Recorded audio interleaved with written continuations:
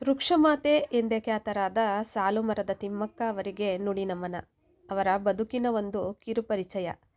ತಿಮ್ಮಕ್ಕ ಅವರು 1911 ಜೂನ್ 30ರಂದು ತುಮಕೂರು ಜಿಲ್ಲೆಯ ಗುಬ್ಬಿ ತಾಲೂಕಿನಲ್ಲಿ ಜನಿಸಿದರು. ಮೂಲತಃ ತಿಮ್ಮಕ್ಕ ಅನಕ್ಷರಸ್ಥರು. ಶಾಲೆಯ ಮೆಟ್ಟಿಲು ಕೂಡ ಹತ್ತಿಲ್ಲ. ಅವರ ತಂದೆ ತಾಯಿ ಶ್ರೀ ಚಿಕ್ಕಲಿಂಗಯ್ಯ ಮತ್ತು ವಿಜಯಮ್ಮ. ಅವರ ಪತಿ ಶ್ರೀ ಬಿಕ್ಕಲ ಚಿಕ್ಕಯ್ಯ ಕಲ್ಲುಗುಣಿಯಲ್ಲಿ ಕೂಲಿ ಕೆಲಸ ಮಾಡುತ್ತಿದ್ದರು. ತಿಮ್ಮಕ್ಕನವರು ಸಾಲುಮರದ ತಿಮ್ಮಕ್ಕನಾಗಲು ಪ್ರೇರಣೆಯಾದದ್ದು ಮಕ್ಕಳಿಲ್ಲದ ಕೊರಗಿನಿಂದ ನೊಂದಿದ್ದ ತಿಮ್ಮಕ್ಕ ಅವರು ತಮ್ಮ ಪತಿಯ ಬೆಂಬಲದಿಂದ ಮರಗಳನ್ನು ನೆಡುವುದಕ್ಕೆ ಆರಂಭಿಸಿ, ಮರಗಳನ್ನು ಮಕ್ಕಳೆಂದು ಭಾವಿಸಿ ಅವುಗಳನ್ನು ಪಾಲಿಸಿ ಪೋಷಿಸಿ ಅದರಲ್ಲೇ ಸಾಂತ್ವನ ಕಂಡರು. ರಾಮನಗರ ಮತ್ತು ಮಾಗಡಿ ನಡುವಿನ ಸುಮಾರು 4.5 ಕಿಲೋಮೀಟರ್ ಉದ್ದದ ರಸ್ತೆಯ ಬದಿಗಳಲ್ಲಿ 385 ಆಲದ ಮರಗಳನ್ನು ನೆಟ್ಟು ಪೋಷಿಸಿದರು. ತಿಮ್ಮಕ್ಕ ಒಟ್ಟು ಸುಮಾರು 8,000ಕ್ಕೂ ಹೆಚ್ಚು ಮರಗಳನ್ನು ನೆಟ್ಟಿದ್ದಾರೆ.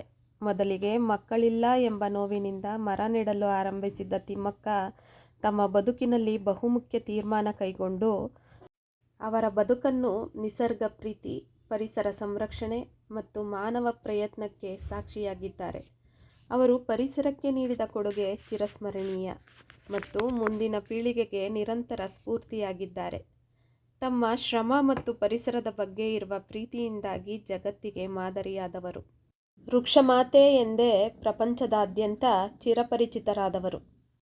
ಅವರ ಕಠಿಣ ಪರಿಶ್ರಮದಿಂದಾಗಿ ಅವರು ಹಲವಾರು ರಾಷ್ಟ್ರೀಯ ಮತ್ತು ಅಂತಾರಾಷ್ಟ್ರೀಯ ಪ್ರಶಸ್ತಿಗಳನ್ನು ಪಡೆದಿದ್ದಾರೆ.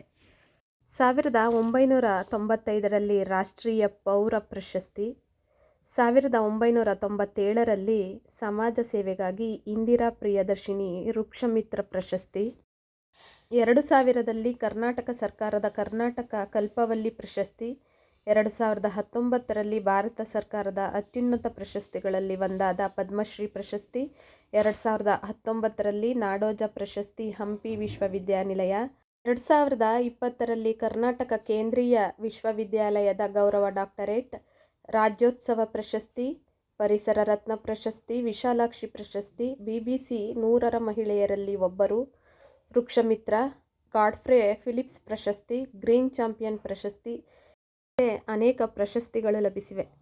ಪರಿಸರ ಸಂರಕ್ಷಣೆಯ ಕುರಿತು ಜಾಗೃತಿ ಮೂಡಿಸಲು ಕರ್ನಾಟಕ ಸರ್ಕಾರವು ಅವರನ್ನು ಪರಿಸರ ರಾಯಭಾರಿಯಾಗಿ ನೇಮಿಸಿ ಕ್ಯಾಬಿನೆಟ್ ದರ್ಜೆಯ ಸ್ಥಾನಮಾನ ನೀಡಿದೆ.